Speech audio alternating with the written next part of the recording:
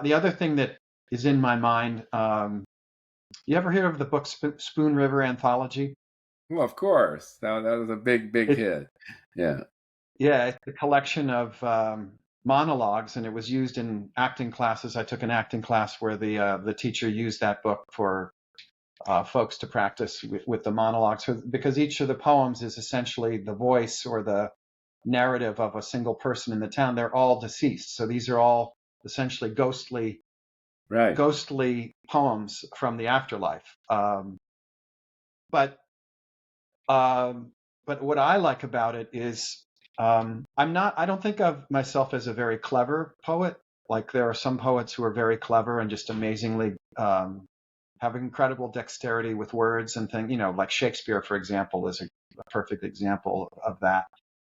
But what I think I have going for me is I have a pretty good ear for dialogue and for voice, like and some of my poems have like one of the poems in the book Crabs and Chaos is based on um, an artist named Mary Atkins. I might be butchering her last name, and it had never really been done successfully.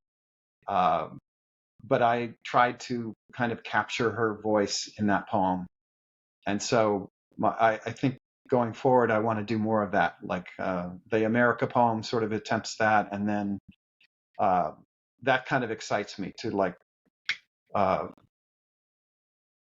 to work with the narrative of different characters that I encounter or imagine, and try to really maybe even have a collection that's kind of like my version of Spoon River, uh, something like that.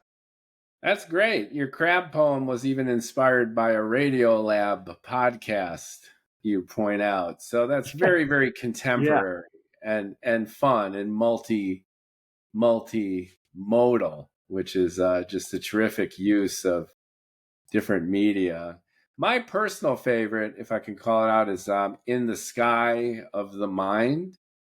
If we oh could cool, mention you like that, that one? I like that one a Yeah. lot, and I'm a huge fan of concrete poetry, where the words on the page create either images or simply by the form of their layout convey another dimension of meaning. And in this poem, you have two parallel poems in a sense, and you could read them individually, left column and right column. You could go from left to right across the two columns.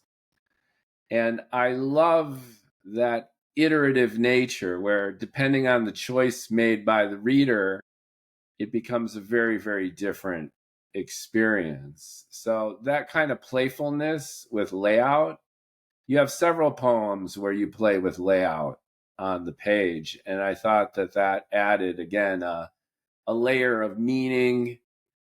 Semantics through syntax is something Hmm. that I find fascinating. And I just particularly appreciated your creativity when it came to just laying out the words, not just sounding them out, to your point, reading them out loud, polishing them and refining them, but how they actually appear to the reader and thereby changing the meaning and the emotional resonance of the poems themselves. I think that was particularly masterful. Yeah, that's cool. I'm glad you liked that poem. That one, that was definitely a little bit of an outlier for me at the time. I think now, looking back on it, I'm more comfortable. Like the America poem, when you read that one, um, has has some of that. Not quite the same, but yeah, at the time that was kind of a departure for me.